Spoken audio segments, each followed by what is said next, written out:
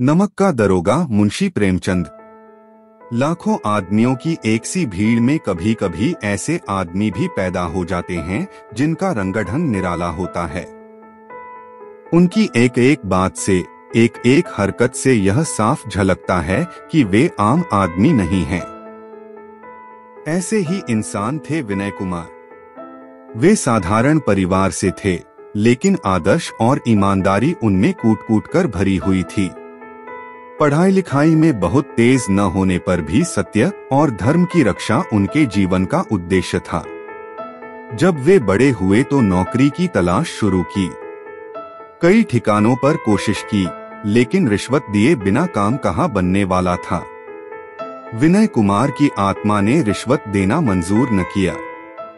नतीजा यह हुआ कि साल दर साल घर पर ही पड़े रहे। एक दिन इत्तेफाक से उन्हें नमक विभाग में दरोगा की नौकरी मिल गई। यह नौकरी बहुत बदनाम थी, क्योंकि उसमें आमदनी तनख्वाह से नहीं बल्कि रिश्वत से होती थी।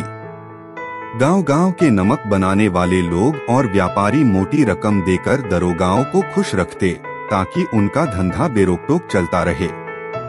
लेकिन विनय कुमार अलग मिट्टी के बने थे।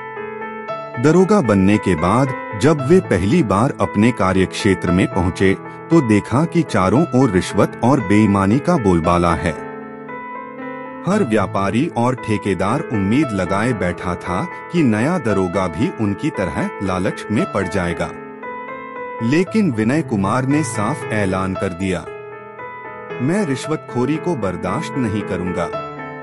अगर कोई कानून तोड़ेगा तो उसे सजा मिलेगी, चाहे वह कितना ही बड़ा आदमी क्यों न हो। उनकी इस साफगोई से सब दंग रह गए। कई लोगों ने उन्हें समझाने की कोशिश की, कुछ ने डराया धमकाया, कुछ ने यहाँ तक कहा कि साहब इस रास्ते पर चलोगे तो खुद ही पिस जाओगे। मगर विनय कुमार डिगे नहीं। एक दिन की बात है, जिले का सबसे बड़ा और रसूखदार व्यापारी, जिसका नमक का गैरकानूनी कारोबार दूर दूर तक फैला था, उसने विनय कुमार को अपने घर बुलाया। उसने लाखों की रिश्वत उनके आगे रख दी और कहा, दरोगा जी, तनख्वाह से घर नहीं चलता। ये रकम ले लीजिए और आंख मूंद लीजिए। हमारे काम में दखल मत दीजिए। विनय कुमार ने दृढ़ स्वर में उत्तर दिया, कानून की आंख बंद नहीं होती। आप चाहे कितने बड़े क्यों न हो, अगर गैरकानूनी काम करेंगे तो जेल जाएंगे। व्यापारी को गुस्सा आ गया। उसने अधिकारियों से मिलकर विनय कुमार को हटवाने की कोशिश की, लेकिन जब मामला ऊपर पहुंचा तो सबूत इतने ठोस थे कि व्यापारी को सजा से बचना असंभव हो गया। लोगों ने देखा कि पहली बार कोई दरोगा रिश्वत के सामने झुका नहीं। धीरे धीरे विनय कुमार का नाम ईमानदारी की मिसाल बन गया।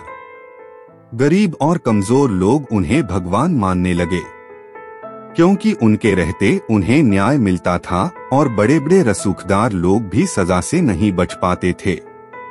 कहानी की सीख, ईमानदारी का रास्ता कठिन होता है, लेकिन अंत में वही सच्ची जीत दिलाता है।